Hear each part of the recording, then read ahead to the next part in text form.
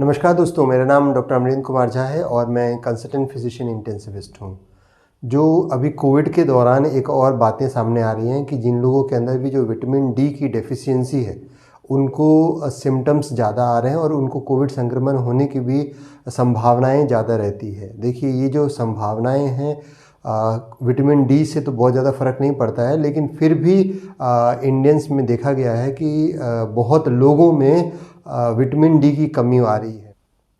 Vitamin D की कमी से क्या क्या दिक्कत हो सकती है? विटामिन डी की कमी से हमारे मसल्स में पेन रह सकता है, बॉडी एक ज़्यादातर रहेगा। साथ में जो बोन्स है वो ब्रिटल बोन होते हैं, बहुत सॉफ्ट बोन होते हैं हमारे, बहुत आसानी से टूट सकते हैं। ऑस्टियोमलेशिया हो सकता है लोगों को।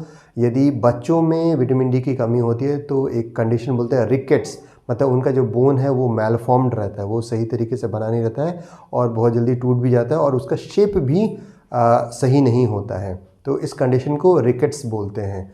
साथ में जो विटामिन डी की कमी से जो हमारा सेंसरी नर्वस सिस्टम है उस पे इफ़ेक्ट हो सकता है और साइकोलॉजिकल प्रॉब्लम्स भी हो सकते हैं, जैसे कि मूड स्विंग्स होना, डिप्रेशन आना। ये सब भी यदि क्रॉनिक विटामिन डी का डेफिशिएंसी रहे तो ये सब दिक्कतें आ सकती हैं। विटामिन डी की जो कमी है उसमें ये देखना होगा कि सिवियर यदि विटामिन डी की डेफिशिएंसी हो तभी आपको दवाइयों की या सप्लीमेंटेशन की ज़रूरत पड़ती है। अदरवाइज़ नहीं तो धूप सेकने से और कुछ खाने में बदलाव करने से ही ये जो दिक्कत है वो उसमें ठीक हो जाता है। जो वैल्यूज़, जो ब्लड टेस्ट के जो वैल्यूज़ हैं वो इंटरनेशनली अलग होते हैं और हमारे देश में क्योंकि हमारी ज्योग्राफी अलग है, हमारा स्किन टेक्सचर अलग है, तो इसीलिए जो वैल्यूज़ हैं यदि इंडियंस में 10 नैनोग्राम से नीचे होता है तो वो सीवियर है, जबकि जो वेस्टर्न डाटा बताता है कि यदि 20 नैनोग्राम से नीचे है तो फिर ये सीवियर है। तो हमारे यहाँ सीवियरिटी का मतलब लेस देन 10 नैनोग्राम पर ml जो है वो वैल्यू होना चाहिए ब्लड टेस्ट का विटामिन डी लेवल। तो यदि एक बार यदि किसी का vitamin D level less than 10 nanogram आ रहा है तो उन लोगों को 60,000 यूनिट्स जो विटामिन डी का सैशे आता है वो स्टार्ट कर देना चाहिए। यदि एक सप्ताह में एक बार विटामिन डी का सैशे लेना पड़ता है 60,000 यूनिट्स और कम से कम 6 वीक्स तक इसको कंटिन्यू करना चाहिए। उसके बाद जो डेली रिक्वायरमेंट है, हमारा जो एडल्ट इंडियन एडल्ट है उसका जो डेली रिक्वायरमेंट है वो 600 टू 800 इंटरनेशनल यूनिट्स है।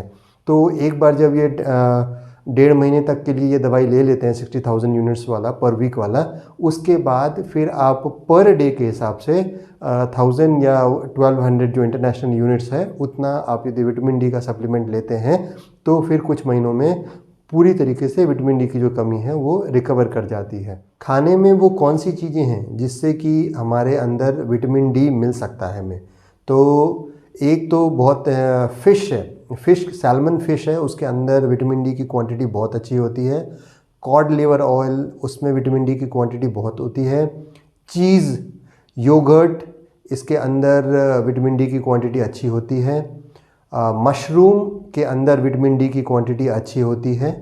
और ऑर्गन मीट जो कलेजी है उसके अंदर विटामिन डी की जो क्वांटिटी है वो बहुत अच्छी है।